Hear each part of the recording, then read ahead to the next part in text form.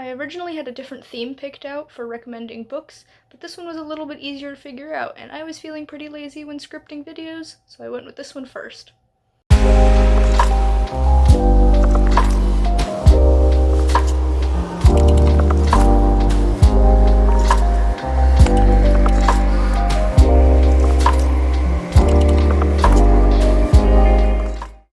Hello everybody, my name is Danny, and welcome back to my channel, where we have an exciting new book recommendations video.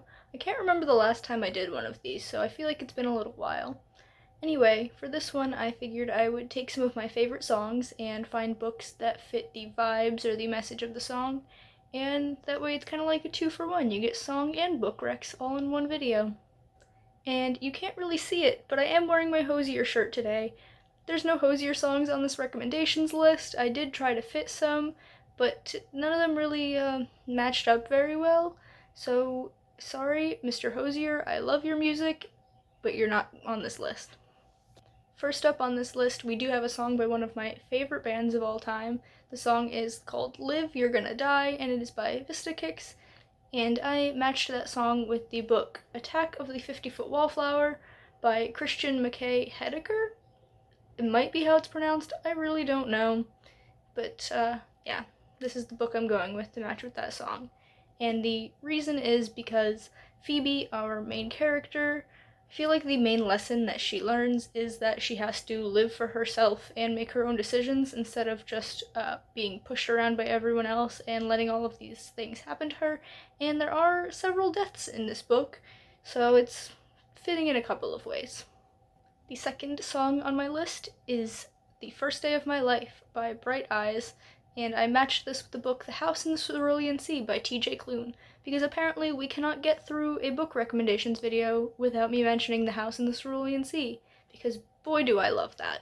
And I just partnered these two together because they both have the overall vibe of suddenly feeling completely new and like a different person. In the song, you have the singer talking about how they just feel like this is the first day of their life and there was nothing before they met this person, and those are the same vibes and emotions you get from The House in the Cerulean Sea by T.J. Klune, which I highly recommend you read if you hadn't noticed from the other dozen videos I've said that. Next, we have It's Alright by Mother Mother, and I specifically matched this with Jujutsu Kaisen by Gege Akutami, although it could fit with pretty much any shonen protagonist, because this is just such a reassuring and comforting song, and a lot of manga like that deals with these young children and traumatic experiences, and a couple of characters that I associate this song with are Mob from Mob Psycho and Gaara from Naruto, but I decided at the end to partner this with Jujutsu Kaisen specifically for the scene where, spoilers, Yuji has to come to terms with the fact that he has killed people. He didn't realize that they were people, he thought they were these curses, and he was just exorcising them, but they were humans that had been turned into these deformed monstrosities by a curse, and it was just straight up killing them, and it's a really hard thing for him to deal with, and this song fits very well with that because one of the lines is, "You're not a monster, you're just human," and I feel like at times Yuji does feel like a monster, but he's not. He's just a human, and he's dealing with the consequences of his actions. Fourth up on my list is When You Were Young by The Killers, and I partnered this with the book The Joy Luck Club by Amy Tan. And admittedly, this is a strange combination. You might look at this like indie rock punk song and be like, how does that fit with this contemporary book about Asian American women and their mothers? But just hear me out for a second. So this song is focused on nostalgia and looking back on the things that you thought about when you were younger and growing up and realizing that it didn't really turn out the way you thought it would, but that's okay because it still didn't turn out bad. And Joy Luck Club deals with this intergenerational trauma and these characters reflecting on their past and the generations behind them, and I just feel like those two ideas, while not exactly the same, mesh very well together, this whole reflection and looking back on your past, and that is why I partnered this song with this book. And last but not least, we have one of my absolute favorite songs of all time, and that is Line Without a Hook by Ricky Montgomery.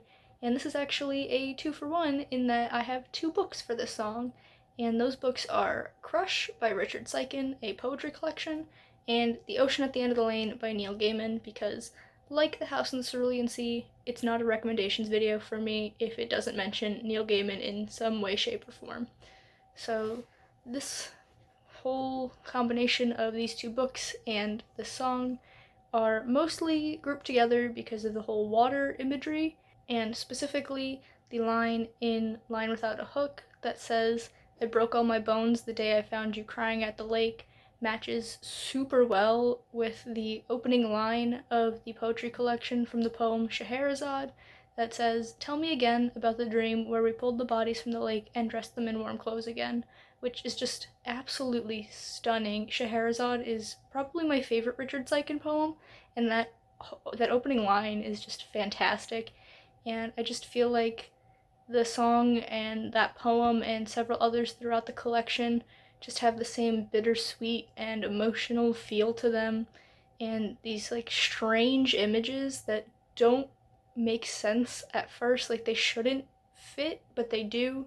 And The Ocean at the End of the Lane also has this like deep watery feel and these like bittersweet emotions, and I'm just getting emotional thinking about it. I love these 2 books so much, and I love this song, and I think the 3 of them all play off each other with their imagery so well, and I just love that.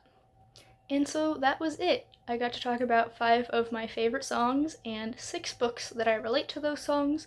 Let me know down in the comments if these songs are things that you enjoy, or if you've read these books and you love them. And let me know if you have any songs and books that you associate with each other, because I think that's just an interesting concept. Music and reading are 2 big things in my life, and so it just made sense that I would associate them with each other. So if you enjoyed this video, please be sure to give it a thumbs up, and you can subscribe to my channel for more content, and I will see you in the next video. Bye!